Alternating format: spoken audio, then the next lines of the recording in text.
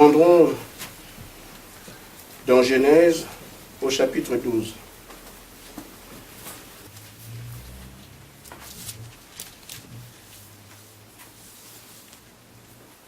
Du verset 1 au verset 3.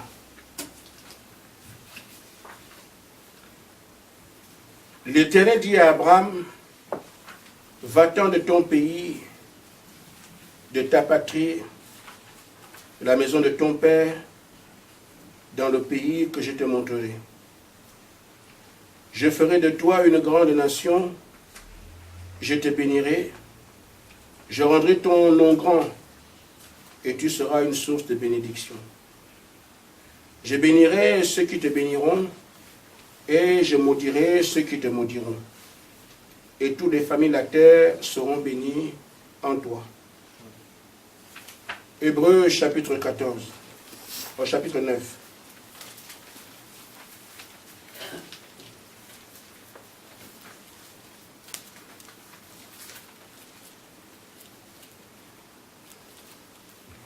Amen. Amen.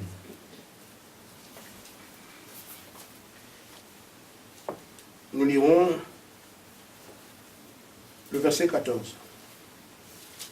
Combien plus le sang de Christ, à qui un esprit éternel s'est offert lui-même, sans tache à Dieu, purifiera-t-il votre conscience dans les œuvres mortes, afin que vous le serviez ou serviez le Dieu vivant.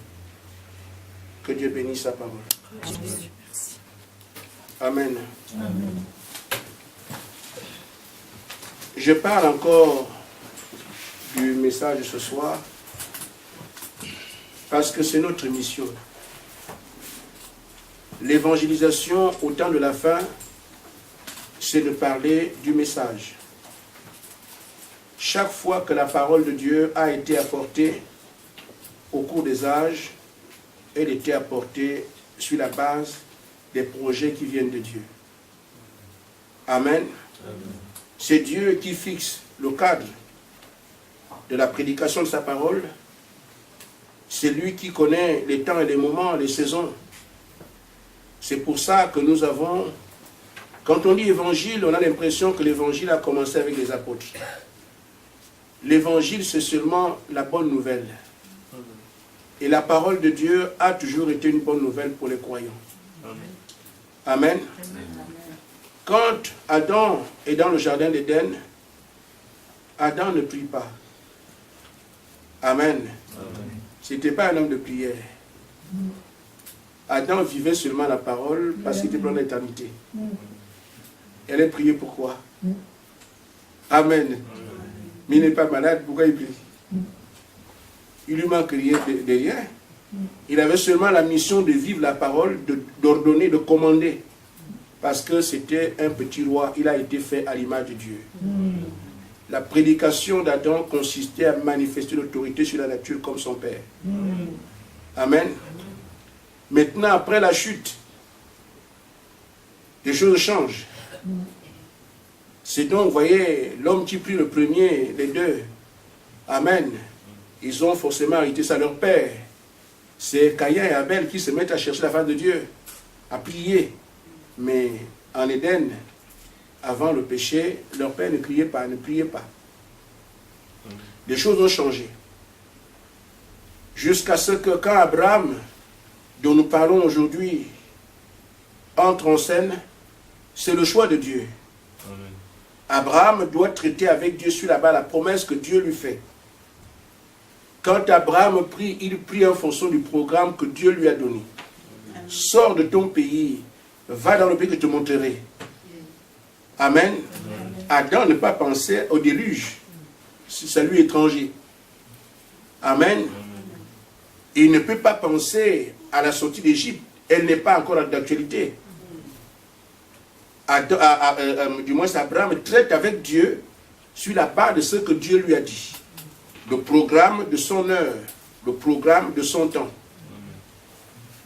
C'est ce que je souhaite que vous compreniez très bien. Amen. Amen. Quand alors le peuple d'Israël va en Égypte, en Israël, ce n'est plus sort de ton pays, te montrerai le pays dans lequel tu vas habiter. Israël a la promesse d'avoir un libérateur Leur foi est basée sur l'attente du libérateur. C'est ce qui fait les jeûnes, les prières, ce qui conditionne leur relation avec Dieu. C'est quoi? Nous attendons un libérateur. Et ainsi de suite. Alors, quand le Messie est arrivé, le Messie aussi était attendu. Les apôtres attendaient le Saint-Esprit. Et aujourd'hui, où nous sommes à la fin, nous ne sommes plus dans les attentes du Messie. Parce que cela est accompli. Pour la première phase. Aujourd'hui, nous attendons le Messie pour prendre ce pour qui il a donné sa vie. Et notre évangile, la prédication doit être portée dessus. Amen. Alors je disais, frère, le titre de mon message, c'est que le message est un appel. Beaucoup peuvent penser que nous avons une église, c'est ce qui est courant. Quand on voit un bâtiment, on appelle ça église. Que d'erreur. L'église ne démontre pas, ne représente pas un bâtiment. L'église est un peuple.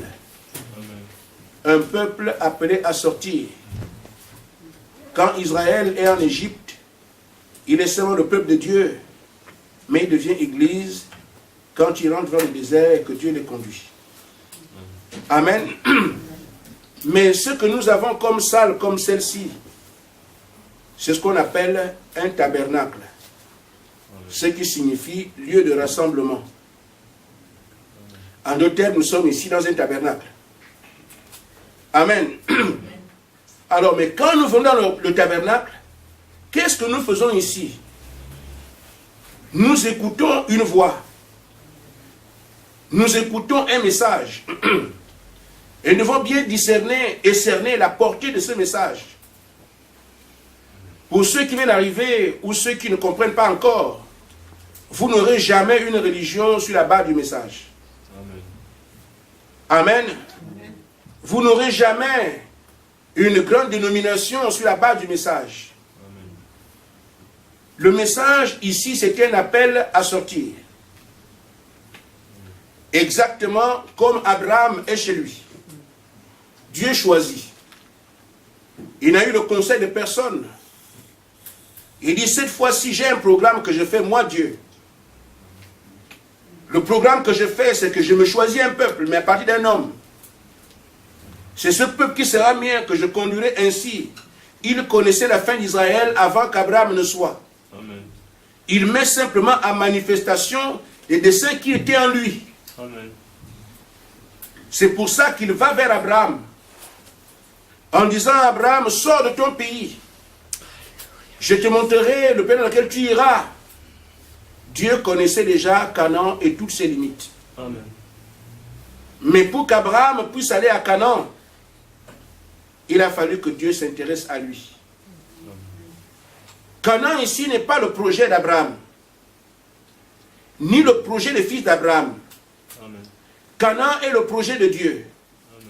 Amen. Amen. Amen. Vous savez, avant qu'une chose ne soit matérielle, elle est d'abord une pensée. Amen. La maison, le cas dans lequel nous sommes, a été conçu par un architecte. Amen. Il a placé les murs et tout ça, il a vu comment les murs résistaient. Nous sommes en étage. Amen. Amen. Mais comment cela allait résister au temps? Il a conçu, c'est sur la tête, c'est une multiplication d'idées qu'il a agencé et nous avons ce bâtiment. Pour celui qui n'a jamais construit, ça peut être difficile, mais quelqu'un qui a construit une maison, alors que tu es en train de penser à la maison que tu vas construire, tu vois déjà les chambres, tu vois déjà les lits, tu vois tout dedans. Et pourtant, elle n'existe pas, mais elle est dans ta pensée. Maintenant, quand on commence à la mettre sur papier, ta pensée devient une première forme de matière. Ce sont des traits. Ta pensée devient des traits. Mais une fois qu'on commence à creuser les tranchées, Amen, la pensée prend maintenant une forme telle que tu avais prévu. Et tu vois un mur qui sort. Tout ce voyou sur la terre, c'est le fruit d'une pensée. Amen. Les routes que vous avez sont des gens qui ont pensé. Tout ce qu'il y a sur la terre est le fruit d'une pensée. Amen. Vous n'aurez pas un hélicoptère si quelqu'un n'a pas pensé que ça doit être comme ça. Ça tournera, il y aura des palmes, il y aura ceci derrière et tout. Tout ce que vous avez sur la terre, c'est le fruit d'une pensée. Amen. Maintenant, cette pensée devient seulement matérielle quand on a agencé des éléments naturels pour donner une forme physique à cette pensée-là. Et ce que nous sommes en train de faire aujourd'hui, c'est seulement que Dieu donne une forme physique à son plan ancien qui était en lui. Pour la partie sur laquelle je parle ce soir, Dieu dit à Abraham, sors de ton pays. Va dans un pays que je te montrerai. Canaan était déjà là. Et Dieu savait que la possession d'Abraham va posséder Canaan. C'est pour ça qu'il dit à Abraham, va, sors de ton pays. Donc, quand Dieu vient ici et qu'il parle à Abraham, il ne tient pas compte de son état. Amen. Il a prévu que c'est par Abraham que son plan s'accomplirait. Il ne tient pas compte de la race d'Abraham. Il sait seulement que quand j'ai fait mon programme, la chambre serait ici. On exécute seulement, c'est tout. Amen. Quand il vient, il ne pense pas au fait qu'Abraham doit être court ou même l'état de péché d'Abraham ne concerne pas Dieu. Amen. Parce que dans son plan, c'est par lui que je commencerai. Amen. Ainsi, frère, quand Dieu envoie son dévolu sur quelqu'un, cet homme n'échoue pas. Amen. Amen. Il fera concourir toutes choses pour que son plan puisse subsister. Et c'est ainsi qu'Abraham est appelé. Je peux poser la question, vous aussi, soyez un peu Abraham. Vous entendez une voix. La voix vous dit, sors de ton pays. Tu quittes ton père, tu quittes ta mère, tu quittes tes enfants, tu quittes tout le monde. Tu ne sais pas où tu vas. Amen. Amen. Mais on a autour de nous des relations. Mais, tu vas où? Je ne sais pas où je vais. Mais c'est quelle histoire ça? Ce n'est pas pour moi une histoire. Dieu m'a parlé. Mais Dieu ne se trompe pas. Si Dieu te parle de dire où tu dois aller. Moi, il ne m'a pas dit où je vais. Mais tu es fou. Tu prends les bagages, tu ne sais pas où tu vas. Oui, Dieu m'a dit qu'il va me dire. Je ne sais pas si vous prendrez vos sacs. Et non seulement vous devez partir avec vos sacs, vous devez convaincre votre père de vous suivre. Votre père. Nous savons ce que c'est qu'un père. Mon fils, tu n'as pas trop mangé hier. Non, papa. Dieu m'a dit que je dois aller dans un pays qui va montrer. Tu ne connais même pas le père. Maintenant, mon fils, nous on est ici, on va commencer par où? Papa, moi aussi, je ne sais pas, marchons seulement. Votre père vous rejoint dans votre folie. Il faut le faire. Amen. La femme, on comprend. Mais en même temps, le neveu aussi dit, mais on dit aussi au neveu, tu restes à faire quoi ici? Suis-nous. Les rebelles qu'on a aujourd'hui. Papa est devenu malade, il avait son père. Comme il a déjà vu, il n'a qu'à le suivre. Mais nous, moi quoi? Non. Avec les relais que nous avons dehors là. Amen. Amen. Qui va suivre? Mais vous allez voir que les choses sont tellement simples qu'Abraham obéit à une voix. Il n'a pas vu Dieu. C'est parce qu'il ne pouvait pas faire autrement. Amen. C'est un parallèle que je vais prendre par rapport à nous qui sommes ici. Je voudrais vous dire, ne pensez pas un seul instant que Dieu tient compte de vos tares, de vos manquements et tout ça, et que sur la base de ça, il vous condamnera. Amen. Amen. Qu'est-ce que Dieu veut? Au cours des temps, il vous a vu. Il ne peut pas y avoir d'église à Bar-le-Duc si Sarah n'est pas là. Amen. Parce que je l'ai équipée à faire en sorte que quand mes enfants viennent, elle est disposée. Amen. Il n'y aura pas d'église à Bar-le-Duc s'il n'y a pas Michel. Amen. Parce qu'elle fera comme ça. Elle fera comme ça. Il n'y aura pas d'église s'il n'y a pas Adèle.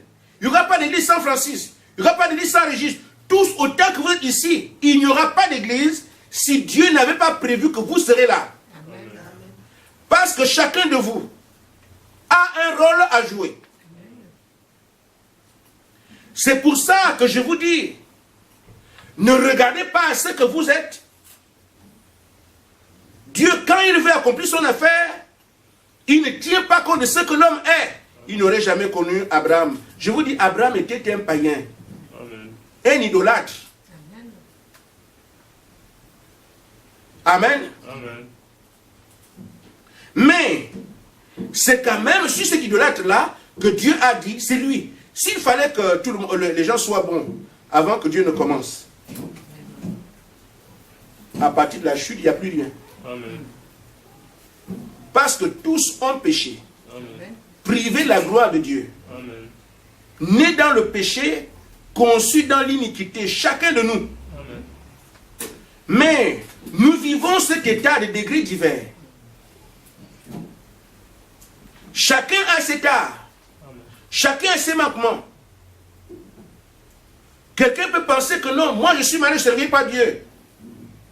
Vous savez, il est arrivé en Israël quand Jésus est venu. Il y avait un enfant qui était aveugle. Et Jésus l'a guéri. Avant qu'il ne soit guéri,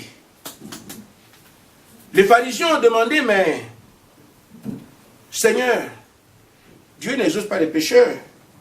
Et puis c'est le péché qui est la conséquence des choses que nous sommes en train de voir. Mais cet enfant-là qui est aveugle, qui a péché? L'enfant, ses parents, on veut savoir qui a péché. Jésus a dit, ni l'enfant, ni les parents, mais le petit est aveugle, c'était pour la gloire de Dieu. Amen. Amen. Amen. Voyez-vous qu'un homme a souffert dans sa chair, aveugle. Mais ce n'était pas la faute de ses parents, ni la faute de cet enfant lui-même, mais Dieu l'a rendu aveugle parce qu'il savait qu'un jour, quand le Messie viendrait, il verrait. Et c'est là que la gloire de Dieu va s'éclater. Tu peux être malade aujourd'hui, méprisé, négligé, on ne te respecte pas. C'est partout ici, on ne te respecte pas, tu n'es rien. Et le monde sait que tu es ainsi. Mais Dieu, je le rends comme ça, afin que vous le négligiez. Mais le jour où je vais l'élever, c'est là que ma gloire se fera voir. Je vous dis, frère, ne regardez plus ce que vous êtes. Amen. Cet enfant était aveugle parce qu'il fallait qu'on le voie aveugle. Et ensuite, on voit encore les yeux qui s'ouvrent. Et la gloire revient à Dieu. Amen. Vous êtes méprisés, insultés. Ne soyez pas pressés. Amen. Un jour, quand Dieu fera la différence, Amen, on saura que, ah, donc il y a un Dieu qui guérit. Il y a un Dieu qui restaure. Vous pensez que je suis des fous. Mais il est devenu comme ça. Par votre vie, vous répandez la lumière pour la gloire de Dieu. Amen. C'est pour ça que je voudrais vous dire, ne pensez pas que vous avez cherché Dieu. C'est une erreur. Depuis que je cherche, tu ne peux pas chercher Dieu. Tu commences par où? C'est seulement un chemin. Et pendant que tu parcourais tout ça, il te regardait. Amen. Il connaissait son temps avec toi. Abraham n'était pas dans le ventre. Amen. Amen. Abraham a vécu pendant des années, 100 ans. Mais tout ce qu'Abraham a fait, les idoles, Dieu voyait ça. Ce n'était pas encore le temps que Dieu s'est fixé lui-même pour l'appeler. Amen. Amen. Amen. Tout ce que tu as fait, Dieu voyait tout ça. Amen. Abraham, un païen pur sang, un chaldéen, babylonien. Mais quand même, l'amour de Dieu, lui, était en réserve quelque part. Amen. Ce que je voudrais donc que vous sachiez, c'est que vous oubliez le fait que j'ai cherché, vous n'avez rien cherché. Vous ne pouvez pas chercher Dieu et le trouver. Vous commencerez par où? Mais c'est l'impression qu'on a. J'ai cherché, je suis allé là-bas. Non. Il te laisse aller. Et je vous dis, votre parcours, les expériences que vous avez, vous les reconnaissez. Qu'en tel moment, Dieu m'avait fait ceci. Ça ne veut pas dire que ce dans quoi tu étais, c'est la vérité. Non. Amen. Amen. Un jour, la vérité te rencontre. Mais tu as d'abord un parcours dans lequel il te signale, il te fait des petits gestes. Chacun de nous a son histoire. Amen. Chacun peut ouvrir la bouche et dire, avant que je ne croise le message, j'avais vu ça, Dieu m'a fait ça, Dieu m'a fait ça, Dieu m'a fait ça. Jusqu'à ce maintenant, ils te prennent pour te dire, Abraham, je fais maintenant une alliance avec toi. Amen. Amen. C'est ce qu'est ce message pour nous aujourd'hui. L'alliance que Dieu fait à chacun de nous, afin que nous puissions occuper notre place dans son grand échiquier. Et commencer à tenir maintenant le rôle pour lequel nous sommes sur la terre. Le message n'est pas une église, n'est pas une religion, mais le message est un appel que Dieu lance à ses enfants sur la terre. Que tu sois court, que tu sois malade, que tu sois pauvre, que tu sois bon, pour Dieu, ça n'a rien à voir. Tu n'auras pas de valeur sur la terre, mais devant Dieu, tu as un grand prix. Amen. Parce que c'est pour toi que Christ a donné sa vie. Amen. Amen. Frère Branham dit, vous ne pouvez pas chercher Dieu. Dans l'alliance, c'est conditionné, paragraphe 26. Amen. Amen.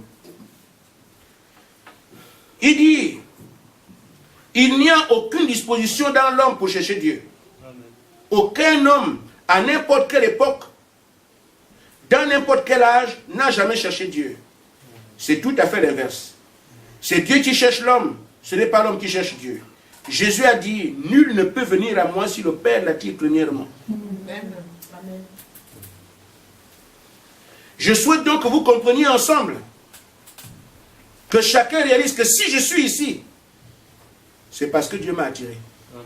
C'est simple, ça semble simple, mais c'est la réalité. Nul ne peut venir à moins que la parole soit un mensonge.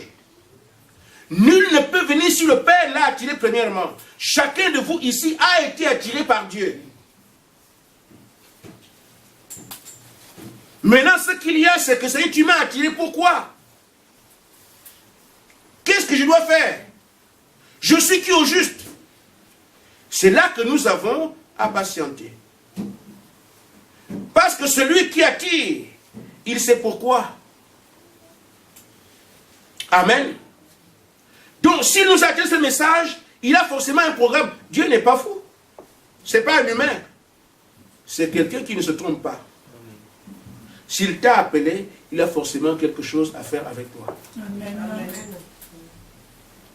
Amen. Amen.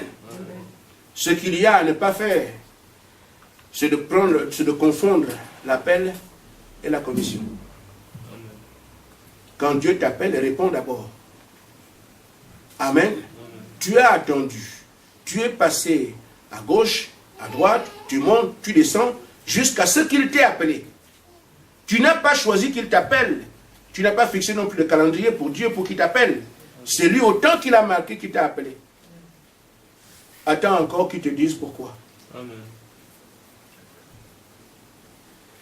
C'est pourquoi il dit, celui qui met la main dans la charrue et regarde arrière n'est pas digne. Mais sachez que c'est là que le diable fera tout pour que vous n'arriviez jamais à votre commission. Amen. Le diable n'est pas fou. Remarquez frère, les types ne trompent pas. Amen. Amen. Mais Israël a mis des centaines d'années en Égypte. 400 ans. On va tuer les petits-enfants de 2 ans jusqu'à Moïse arrive. Qui a dit à Pharaon que Moïse est déjà là? 400 ans. Ils sont là. Dans l'histoire d'Israël en Égypte, il n'y a eu la persécution des enfants que quand Moïse est né. Amen. Juste au moment où on attend le libérateur. Qui a dit à Pharaon qu'il y avait ça? C'est parce que le diable, lui, le sait. Amen. Il savait que la délivrance d'Israël est déjà là. Il fera tout pour que la commission qui doit arriver à cet enfant, qui ne saisisse pas sa commission. Votre bataille aujourd'hui, c'est de ne pas sortir des rangs, ne jamais reculer, ne jamais partir. Parce que tant que Dieu n'est pas de la commission, amen, tu dois rester là. Il n'est pas fou. Il sait pourquoi il t'a appelé. Et chacun de vous a un rôle à jouer. Nous répondons à un appel. Mais pour quelle commission? Nous répondons à un appel pour faire quoi ensuite? Chacun de nous a son rôle à jouer. Mais sachez que une fois que tu as été appelé et que tu es prêt à rentrer en scène, le diable fera tout pour que tu ne tiennes pas ta commission.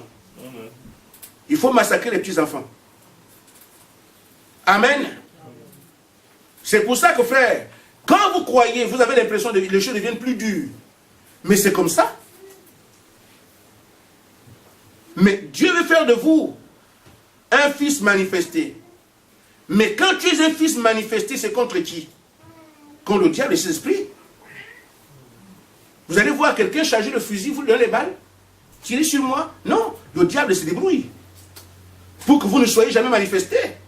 Parce qu'une fois que tu es prêt, c'est contre qui? C'est contre lui-même. C'est de bonne guerre. Le Messie était attendu. En Israël, il y a eu des catastrophes. Jamais on a tué les enfants. Quand Jésus est arrivé, tuer les petits enfants. Pourquoi? Il ne fallait pas que le Messie vienne. Le diable le savait. C'est une indication, frère, que quand les cohéritiers de Christ voudront prendre leur position, frère, c'est un temps de massacre pour l'ennemi. Là, il ne blague plus.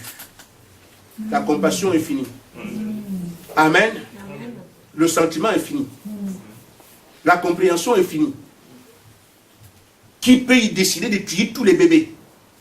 Ce type-là à quel cœur? C'est parce que quand la parole est sur le point d'accomplir, le diable perd sa tête. Ainsi, soyez prêts. Vous serez attaqués de partout. Vous serez humiliés de partout. Vous serez malmenés de partout. Vous perdrez tous vos parents. Parce qu'il faut que la haine de Satan se manifeste contre vous. Le but est que vous disiez, non, moi je ne viens plus. Ah, moi je n'en peux plus. Mais souvenez-vous, frères, en tant que croyants, les types ne trompant pas. Une fois que ceux sur qui la promesse avait été donnée, amen, étaient déterminés à voir manifester la promesse de Dieu, Dieu les a soutenus. Amen. Moïse a été élevé par Pharaon lui-même. Mais si tu tiens, frère, sachant que je réponds à un appel, je suis là aujourd'hui, Dieu a quelque chose pour moi, quel que soit ce que tu vis, reste là. Amen. Ceux qui te persécutent pourront même t'aider par la suite, sans qu'ils se rendent compte. Amen. On a tout fait pour que Jésus-Christ meure, mais il n'est pas mort. Qu'est-ce que Dieu a fait? Il a enlevé le roi sanguinaire. Il a ramené Jésus. Ainsi, frère, beaucoup de personnes peuvent disparaître de la terre à cause de vous. Vous ne savez pas. Je puis vous confirmer que quand Dieu vous appelle, lui, il ne se trompe pas. Quand Dieu a dit qu'Israël va à Canaan, la mer aurait dû les arrêter. La mer ne pouvait pas. Amen. Le désert peut tuer tout le monde sauf Israël. Amen. Amen. Amen. Les gens peuvent avoir soif, ils n'ont rien dans le désert, mais Israël ne manquera pas d'eau. L'eau sortira de n'importe où. Amen. Un rocher. Mais il faut qu'Israël soit têtu pour dire, Dieu a dit qu'on va à Canaan, on part. Amen. Elle dit que je vais à Canaan, je pars. Nous répondons à un appel. Amen. Dieu m'a appelé, je ne rate pas mon appel. Amen. C'est ça le message. Amen. Amen. Qu'est-ce que le message fait? Le message prépare un peuple qui doit atteindre la seconde venue de Christ. C'est la parole qui est prêchée aujourd'hui. Il est vrai qu'il y a des gens qui en parlent. C'est comme dans le monde mécanique. Vous voyez, Peugeot ici en France, qui fait ses voitures. Il y a je prends un Renault. Amen. Renault fabrique des voitures. Il construit des voitures. Il y a des petits garages. Amen. Qui réparent les véhicules. Mais Renault dit, qui peut réparer une Renault mieux que Renault? Vous connaissez la publicité, non? Et c'est vraiment ce riche de parlant. C'est nous qui construisons ça. Qui peut réparer ça mieux que nous? Il y a des réparateurs. Il y a des mécaniciens formés de Renault. Des gens qui ont un bagage de grosses légumes, la mécanique, c'est bien. Mais quand il s'agit de Renault, personne ne peut faire mieux que nous. Parce qu'il se trouve dans son élément. Amen. Beaucoup parlent avec le nom du Seigneur aujourd'hui. Presque tous les pasteurs en parlent. Mais qui peut parler cela mieux que Dieu lui-même? Alors, quiconque veut en savoir quelque chose doit interroger les Écritures. Et rester en prière, Seigneur, qu'en est-il? Parce que moi, je peux vous tromper. Les pasteurs peuvent être des faux. Mais tout le monde n'est pas faux. Amen. Il y aura, si toi tu es avec Dieu, quelqu'un que Dieu confirmera disant c'est celui-là qui a mon message par rapport à mon avènement. Et sera une seule personne. Dieu ne fait pas dans le désordre. Il n'a jamais dit je vous enverrai des libérateurs. Amen. Il aurait divisé le camp d'Israël. Un seul. Vous suivez Moïse, vous périssez. Même s'il est vrai qu'il savait que Josué et Caleb devaient posséder Canaan, il n'a jamais dit j'envoie les deux. Il dit Josué, c'est toi qui placeras le peuple dans le pays que j'ai promis à leur père. Toi. Amen. Amen. Il y a plein de prédicateurs qui peuvent venir en Israël. Il dit Jean-Baptiste, c'est toi. Dieu ne fait pas de confusion. Aujourd'hui, il y a beaucoup de religions sur la terre qui viennent du Seigneur. Mais pour ce qui est de son avènement, Dieu a un seul témoin. C'est celui-là qui parlera de son avènement et qui pourra revendiquer, de qui Dieu pourra dire, écoutez-le. Malheureusement, nous avons un problème. L'homme peut accepter une organisation, mais quand Dieu utilise un frère, c'est compliqué à croire. Or, Dieu n'enverra pas le soleil pour nous prêcher, ni les étoiles. Amen. Il envoie des hommes comme nous. Et c'est là où le plan de la rédemption est difficile. Pourquoi lui et pas tel? Pourquoi lui? On entend ça par rapport à Frère Branham. On a entendu par rapport à Jésus-Christ. Il se fait Dieu lui là. Il blasphème. Il est ici. Parce que pour eux, c'est un homme. Mais c'est tout le plan de la rédemption qui se manifestait dans cet homme-là. Mais comme il avait les pieds et les mains, il n'avait pas les pinces à aiguille, il était comme un homme, comme tout le monde. Ah non, pourquoi lui, pas nous? Pourquoi lui, pas? C'est pour ça que beaucoup aujourd'hui, si nous voyons l'islam, j'allais dire sur eux, mais ils acceptent que Jésus-Christ est un prophète. Mais ils ne peuvent pas accepter qu'il est Dieu. Pourquoi? Parce que eux étant des hommes, Jésus aussi était un homme. On peut accepter qu'il soit prophète, mais Dieu non. Pourquoi? Les témoins de Jéhovah, la même chose. Jésus est seulement le Fils, mais le Père, il y a aussi le Père en haut. Catholique, pareil. Mais la Bible dit dans Ésaïe 35:4, Dieu viendra lui-même pour sauver la terre. Mais Jésus, quand il est dans la dimension de Fils, il ne peut pas tenir le langage d'un Père. Amen. Ce qu'on appelle fils de Dieu, c'est Dieu dans un corps humain. Nous devenons aussi les fils manifestés quand le Saint-Esprit vient en nous. C'est ça qu'on appelle fils de Dieu. Amen. Maintenant, Dieu qui a crié au ciel, en tant qu'esprit, c'est ce qu'on appelle le Père. Quand Jésus dit, je m'en vais au Père, ça ne veut pas dire qu'il va croiser quelqu'un en haut. Il reprend la dimension esprit. Et c'est cet esprit qui est venu sur les apôtres au point qu'on dit Christ habite en moi. Amen. Et c'est ce que l'homme ne comprend pas. Le Père est venu habiter dans un corps. Et Jésus de revendiquer, ce n'est pas les œuvres que je fais, c'est le Père qui habite en moi. Le Père, c'est l'Esprit. Est-ce que le Père était un gros ventre qui... Mais il allait se cogner. C'est le Père qui habite en moi, qui fait ces choses. Le Père, c'est l'Esprit de Dieu. Amen. Amen. Maintenant, quand cet esprit quitte le ciel, habite dans l'homme, ça devient un fils manifesté. Et après cela, il n'est pas dans la dimension d'esprit. Et c'est ce qu'on appelle le Saint-Esprit. C'est ce Saint-Esprit qui n'est rien d'autre que Dieu lui-même, qui vient habiter en portion dans les individus. Amen. Pour nous conférer la vie éternelle que lui seul détient. Si vous n'avez pas le Saint-Esprit, vous n'aurez pas la vie éternelle. Amen. Amen.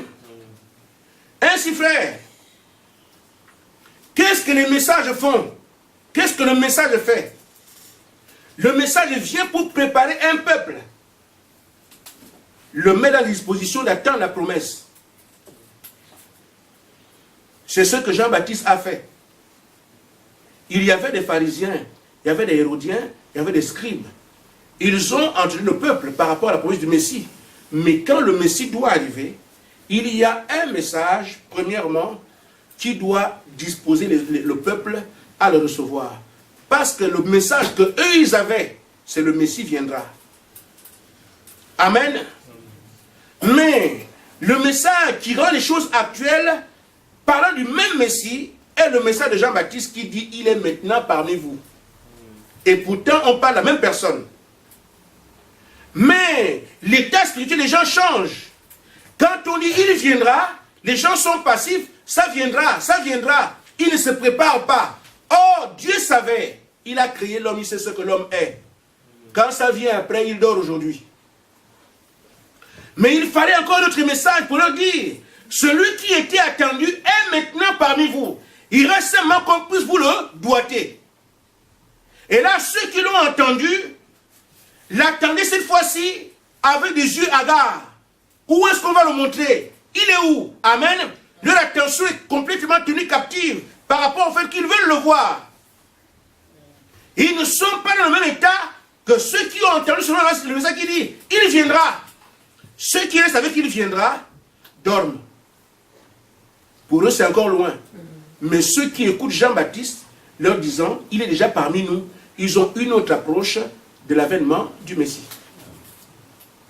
C'est pour ça que nous avons entendu. Le Seigneur vient nous chercher. Le Seigneur vient nous chercher. Le Seigneur vient nous chercher. Amen, tout le monde en parle. Mais qui s'apprête? Les gens sont chrétiens, vivent comme des démons. Comme des païens.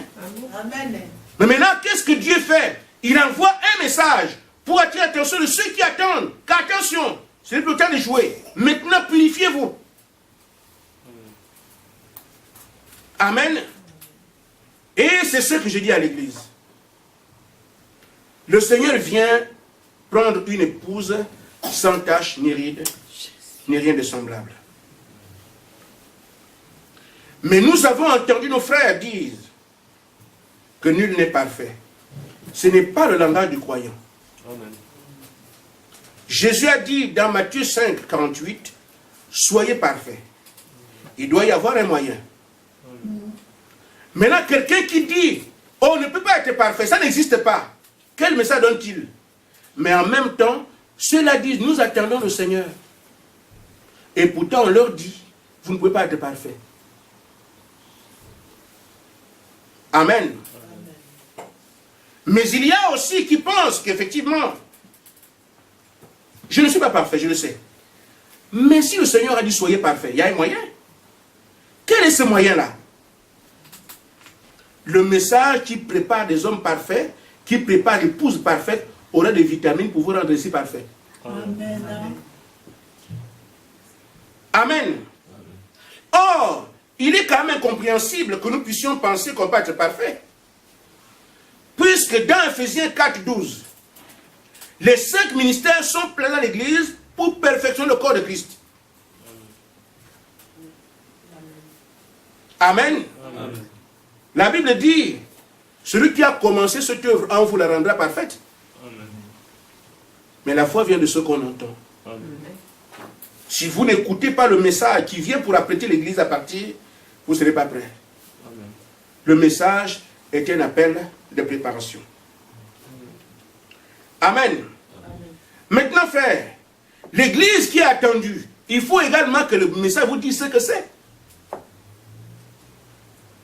Parce que tout le monde peut taper la poitrine. Jésus vient me chercher. Jésus vient me chercher. Frère, bon, je crois qu'il fallait quand même qu'un message vienne. Avec tout ce que nous avons entendu sur le Saint-Esprit. Amen. Il y en a qui ont le Saint-Esprit qui vivent en concubinage. Même les sorciers ont le Saint-Esprit. Sorcellerie, mais ils disent j'ai le Saint-Esprit. Parce qu'on leur a dit tu parles en langue, tu l'as. Mais beaucoup, des centaines, des millions, même des milliards, quand ils voient leur vie, quelque part, une voix leur dit je n'ai pas le Saint-Esprit. Mais quand ils voient des amis, quand ils voient des gens à l'extérieur, j'ai reçu le Saint-Esprit, mais quand ils sont seuls, ils savent qu'ils ne l'ont pas. Amen. Parce que il y a deux choses que vous ne tromperez pas. Non seulement vous ne pouvez pas tromper Dieu, vous aurez également du mal à tromper votre cœur. Nous étions dans la dénomination, croyant qu'on a le Saint-Esprit, mais à un moment donné, on se posait quand même des questions. Est-ce que vraiment? Mais c'est le pasteur qui te confirme, oui, tu l'as. C'est le frère qui te confirme, oui, tu l'as. Mais toi-même, tu peux, mais... Pierre disait, je n'ai ni or ni argent, ce que j'ai. Son maître n'était plus là. Mais il savait qu'il avait le Saint-Esprit. Ce n'est pas au pasteur qui dit que tu as le Saint-Esprit. Et quand tu crois que dans la rue, tu ne peux pas dire, je crois que c'est le Saint-Esprit. Non. Il n'y a aucun moyen pour le savoir. Amen. Maintenant, s'il y a ces doutes, qu'on le Saint-Esprit ou pas, mes frères, le véritable Saint-Esprit qui est tombé à la Pentecôte est encore aujourd'hui. Mais il faut des hommes et des femmes qui sont purifiés par la parole qui sera prêchée. Parce que Dieu n'entre pas dans un corps malsain. C'est pour ça que le message est dur. Il est dur pour ceux qui se perdent. Mais c'est pour moi un sujet de joie. Parce que ce sont eux qu'on appelle aussi les victorieux. Amen. Ils ont vaincu le monde. Les femmes qui font les phares, les clignotants, ça leur dit rien. Amen. L'argent ne leur dit rien. Les belles chaussures, les choses qui... C'est par tout ce matériel-là que le diable, frère, trompe le monde. Je vais vous dire, l'amour de Dieu est quelque chose de merveilleux. Quand nous suivons la trace du serpent pas à pas, vous pouvez regarder, frère, que Dieu fait dans la grâce, le diable fait dans le matériel. Pourquoi Job est-il persécuté? Voyez-vous que Dieu sait c'est mon oint. Il ne peut me le nier. Mais le diable dit que si tu t'adores, c'est parce que tu lui as donné beaucoup de biens. L'affaire de Satan, ce sont les biens matériels. Une fois que tu mords à son hameçon, tu es fini. Donc ceux qui aiment les plaisirs, les choses de la terre, beaucoup d'argent, des beaux habits et tout ça, je n'ai pas de marché nu, mais dit tous ceux qui courent derrière ces choses, frère, vous êtes entre les mains de Satan, parce que c'est ce que lui il considère. C'est ça la part qu'il place devant les gens. C'est pour ça que le Seigneur dit, cherchez premièrement le royaume des cieux. À quoi sert-il à un homme de gagner le ciel et la terre s'il perd son âme? Amen.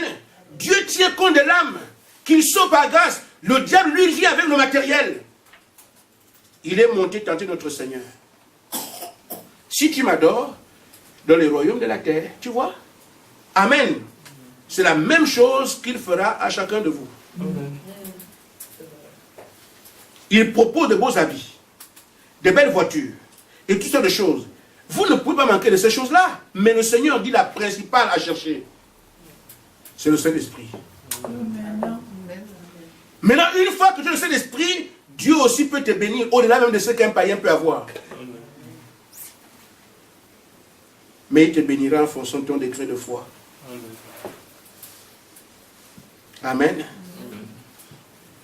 Parce que frère, je vous le dis au nom du Seigneur, quand votre compte est plein, vous priez peu. Amen.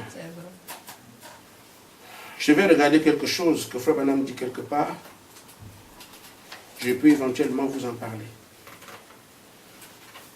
Par rapport à l'argent. Amen. Amen. Vivement que ce soit là. Qu'est-ce que c'est ici?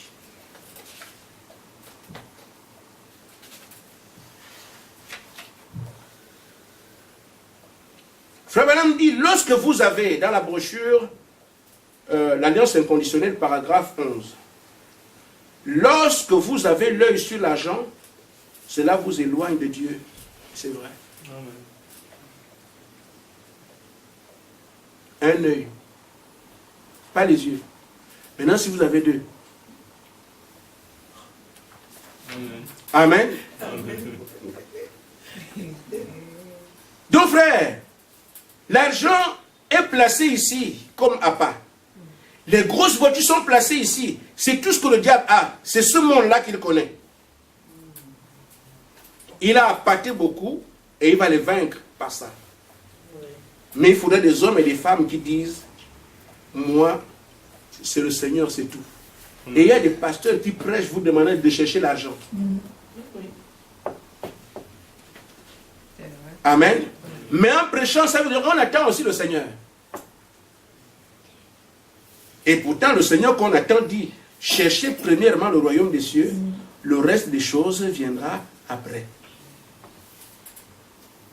Il fallait un message pour nous amener à cette acuité-là, pour que nous puissions comprendre qu'il est temps de nous réveiller. Amen. Amen. Quand on parle de la purification, de la sanctification, ça fait peur. Et aujourd'hui, il est très très difficile à une femme d'aller au ciel. Très dur. Parce que ce qui a commencé au jardin d'Éden, le sexe, c'est ce qui va terminer aujourd'hui. Une femme sans mari, c'est une bête difficile à contrôler. Mais celles qui vaincront seront des témoignages éternels. Amen. Nous parlons de mariage ici. Un frère peut rester longtemps sans se marier, il peut finir par se marier. Mais une sœur commence à regarder le nombre d'années. La ménopause. J'ai déjà tel âge. Il y en a qui peuvent quitter la foi à cause de ça. Ainsi, si j'avais un conseil à donner aux sœurs qui veulent se marier, je leur dirais, le mariage, ce n'est pas le frère. Le mariage, c'est toi-même. Pourquoi? C'est à toi de chercher premièrement ce que Dieu veut comme garantie. Le Saint-Esprit. Si tu as le Saint-Esprit, alors le reste vient. Mais beaucoup veulent le mariage avant le Saint-Esprit. Ça, ce n'est pas le programme de Dieu. Tu viens à l'église avec ton programme, laissant de côté le programme de Dieu. Tu auras l'impression que Dieu ne te répond pas. Or, vous n'évoluez pas dans le même diapason. Amen. Toi, ta position, c'est quoi? D'abord le mariage, Dieu après. Mais Dieu lui dit, d'abord le Saint-Esprit, le mariage est prêt. Amen. Maintenant, quand dans l'église, et que tu te dis, je cherche un frère, tu vas passer 10 ans, 15 ans croyant que Dieu ne t'écoute pas. Or, toi, tu as ton plan, Dieu aussi a le sien. Amen. Mais je pense que c'est à la sœur dans le plan de Dieu. Amen. Autre chose, et ça va dans le même sens. Quand je dis d'abord le Saint-Esprit, Dieu nous a fait des projets de paix et non de malheur. Amen. Donc ces projets de paix et non de malheur concernent les fils et les filles de Dieu. Quand tu veux alors qu'un frère puisse t'épouser, est-ce que tu es havre de paix pour le Fils de Dieu? Amen. Parce que c'est bien dit, je veux me marier. Est-ce que toi, tu réponds des conditions qui remplissent la paix d'un fils de Dieu? Parce que Dieu lui a aussi fait des projets de paix. Mais si tu ne peux pas garantir ça, tu attends un fils de Dieu, tu attendras longtemps quand même. Jusqu'à ce que tu sois un havre de paix, un endroit où Dieu peut envoyer son fils. Si tu ne l'es pas, tu attendras quand même un peu. Et le seul moyen que je connais qui puisse faire en sorte que tu puisses garantir à un fils de Dieu une paix, c'est quand tu as l'esprit de son Père. Parce que nous on pense, je veux marier. Est-ce que tu remplis les conditions pour le frère qui vient? Parce que tu aimes te marier avec le fils de Satan. C'est ton frère. C'est pour ça que parfois, Dieu veut bien, mais il voit encore ton caractère. Tu n'es pas mort. Pas de nouvelle naissance. Elle est toujours debout. Elle crie tout le temps. Elle fait le matin. Et parfois même, on a des programmes. Les sœurs qui veulent se marier avec les frères qui ont l'argent. Voilà autant de choses. Amen. La sœur regarde ici le frère qui vient en veste. Voilà autant de choses. Tu te fixes des critères toi-même parce que tu es encore vivante. Amen. Oh, Dieu veut la mort en soi. Si tu es mort, tu ne choisis plus un mari. Amen. Un cadavre peut se marier avec n'importe quoi, même des bouts de bois. Amen. On te pose dedans, c'est fini. Mais les sœurs qui se marient là, avec les frères qui ont les cravates, comment tu vois le frère alors que tu es mort? Voyez, c'est seulement des communs. La sœur est morte en Christ, mais un œil ouvert pour regarder le frère. C'est pas ça. Nous devons avoir des hommes et des femmes qui sont morts. Que si Dieu, moi je connais une sœur qui disait, moi ce qu'il me faut, c'est un frère qui a le Saint-Esprit qui croit. Amen. J'ai vu cette sœur se marier. Moi j'ai vu. Et celle qui a fait les choix attendait. Mais je crois que telle voie semble juste pour un homme, mais c'est Dieu qui connaît l'issue. Amen. Si on peut arriver à s'abandonner, cela est valable pour les sœurs comme pour les frères. Amen. Dieu vous a appelé. Si on peut s'abandonner et laisser Dieu nous dire pourquoi il nous a appelés. Amen. Je termine en disant ceci. Nous avons peur de la perfection. Nous avons peur de la sanctification. Nous avons peur de la purification. Ce sont des choses redoutables. Qui peut arriver là? Ce sont des bonnes questions, c'est vrai. Mais, sachez frère, vous ne vous êtes pas appelé vous-même. Celui qui vous a appelé, elle dit, ceux que j'ai appelés, je les ai justifiés. Je. Il n'a pas dit, ils vont se débrouiller. Ceux que j'ai justifiés, je les ai aussi sanctifiés. Il n'a pas dit qu'ils vont faire quelque chose. Ceux que j'ai sanctifiés, je les ai aussi glorifiés. Il n'a pas dit qu'ils vont faire quelque chose. Ce qu'il y a, c'est que faire. Seigneur, tu m'as appelé, je suis là jusqu'à ce que tu me dises ce que je dois faire. Et vous humiliez devant la parole à chaque fois. Parce que c'est la parole qui est sa lumière qui vous taille. La parole dit quelque chose, tu fais. La parole dit quelque chose, tu fais. Frère, nous avons, par exemple, ici, nous avons la porte d'une maison. Amen. Nous avons aussi un cadre qui est ici. Nous nous rendons compte que ce cadre dépasse la porte là. C'est plus grand. Amen. Mais qu'est-ce que Dieu fait? Toi, tu es ici. Amen. Mais la porte est ici. Qu'est-ce que Dieu fait? Il va tailler un peu pour que tu arrives là. Selon le niveau. Là, c'est quand même combien de centimètres? Je vais encore couper ici. Jusqu'à ce qu'il ait cette forme-là qui va s'ajuster ici. Amen. Mais Dieu, c'est qui? C'est la parole. Viens seulement à l'église, écoute la parole. À chaque fois que Dieu prépare la prédication, viens là, écoute. Tu écoutes, tu obéis. Ce jour, tu ne verras pas comment tu grossis ou tu maigris, mais un travail est fait. Un travail est fait. Un travail est fait. Jusqu'à ce qu'à un moment donné, tu colles ici à l'édifice. Il dit maintenant, tu as la taille qu'il fallait. La porte peut commencer à me servir. j'avais besoin de fermer ça et c'est toi qui j'ai prévu pour ça. Venez à l'église, écoutez. Obéissez à la parole, ne discutez pas. Continuez seulement à venir. Continuez seulement à venir. Et Dieu fait son travail. Amen. Parce que Frère Branham dit, il n'y a rien que vous puissiez faire. Amen. Qui sommes-nous? Nous sommes des porcs. Amen. Amen. Vivant dans le péché. Amen. Dans la boue du péché. Mais on doit prendre ce porc qui devient un agneau. Frère, si tu donnes un costume à un porc, un costume de couleur blanche avec des taches noires, et bon, cochon, tu vois comment je t'ai habillé, tu es devenu un agneau. Amen. C'est très bien, mais lâche-le. On va voir l'agneau. Le porc, avec la nature qu'il a, va aller dans le bout. Parce que tu lui as donné un nom. Tu n'as pas changé sa nature. Avec la nature de porc, il va dans la boue parce qu'il vit comme là, il vit là-bas. Il faut donc que le porc meure et qu'à la place vienne un agneau. Et c'est comme ça qu'on aura véritablement un agneau.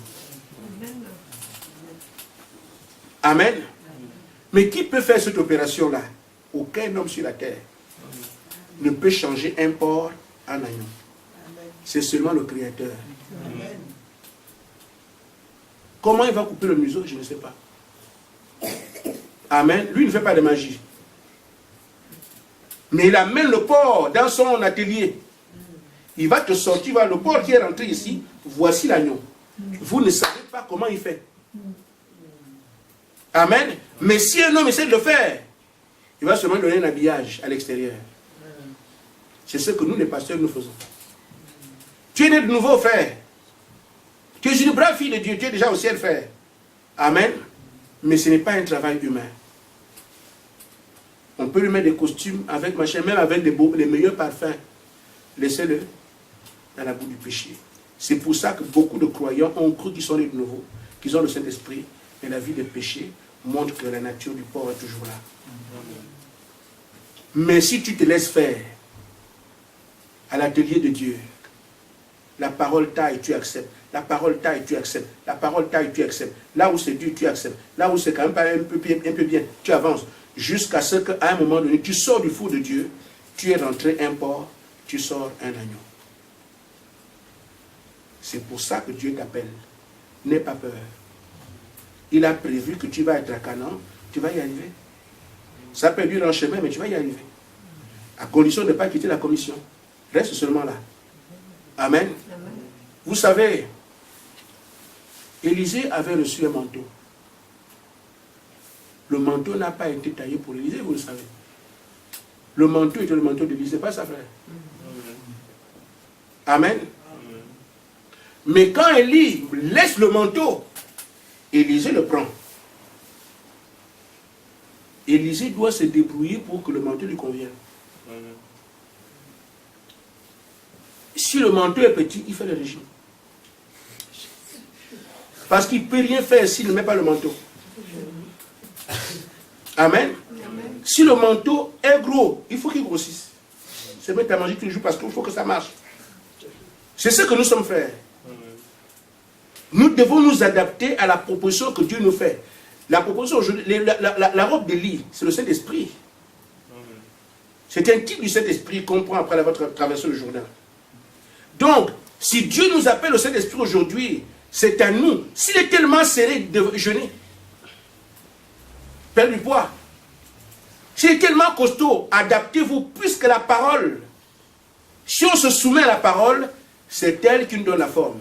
Nos capacités n'existent pas ici. Amen. Amen. Frère Branham dit, dans l'Alliance, je termine paragraphe 28, inconditionnel. Vous ne saurez jamais convaincre un porc à devenir un agneau. Pas plus que vous ne pouvez pas devenir chrétien sans que Dieu vous l'ait donné. Alors frère, je dis, restons humbles devant la parole de Dieu. Abaissons-nous. Parfois certains attaquent le pasteur, le pauvre pasteur. Lui aussi il est comme vous. Amen. Nous sommes dans une démarche commune. Mais ce qu'il y a à faire, nous obéir, nous humilier sur ce que Dieu dit. Amen. C'est Dieu qui doit le faire. Vous ne pouvez pas. Dieu parle et votre nature commence à le chercher. Quand il parle, votre nature commence à le désirer. La nature que vous avez commence à désirer Dieu. Amen. C'est à ce moment-là que Dieu traite avec vous. Vous écoutez la parole. Amen. Elle vous sensibilise. Il dit, quand vous voyez la parole vous amener à vouloir bien faire, Dieu a commencé à traiter avec vous. Amen. Quand il prêche, tu écoutes le baptême. Ah non, je vais me baptiser. Il dit, c'est là que Dieu commence à traiter avec vous. Ainsi, frère, quand la parole parle sur les bijoux que les femmes mettent et tout ça, tu enlèves, Dieu commence à traiter avec vous. Si vous voulez savoir si Dieu est avec vous, regardez ce que vous étiez hier, regardez ce qu'il est aujourd'hui. Maintenant, si déjà là où vous êtes aujourd'hui, c'est que celui qui a commencé va la rendre parfaite. Acceptez seulement tout ce que la parole dit, et d'ici là on parlera de l'église de Dieu. Amen. Que Dieu vous bénisse. Amen.